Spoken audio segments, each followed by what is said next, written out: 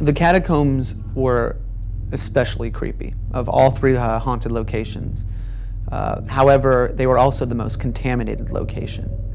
You could walk around and you notice graffiti that dated it all the way up to 2007 and 2008. So people have been down there recently. Also, another interesting factor into it is that it was high with electromagnetic fields.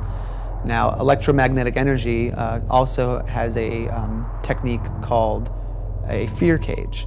And paranormal investigators relate to fear cages by saying that oftentimes with high EMF fields, it can create a sense of nausea, paranoia, even fear of somebody actually watching you like over your shoulder. A lot of times you feel like there's somebody there when they're not. And that's because the energy levels are so high in the location that you just don't feel comfortable. I don't know if it's so much paranormal as it is just a really creepy place. I would be more worried about, the living than I would be about the dead down here. Their main purposes for maintenance purposes is to run all the wiring and the piping around campus. But I've heard in the past, when Shorter used to be an all-girls school, that they would use it so the male workers could get around campus without being seen by the female students. One of the most common theories is that ghosts like to hang in areas that have an emotional attachment to the past.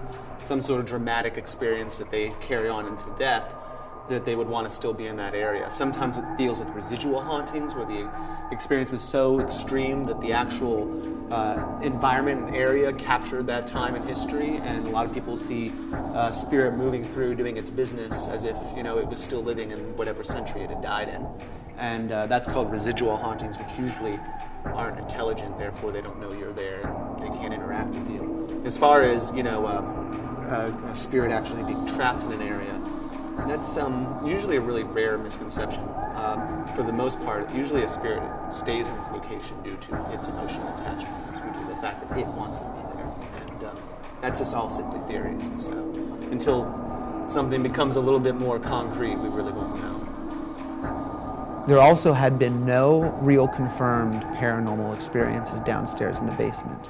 So with a very lack of evidence and a lack of testimonials, it's very hard to state that that was a paranormal location. While it did have a nature for being paranormal, it was more than likely just a very creepy place.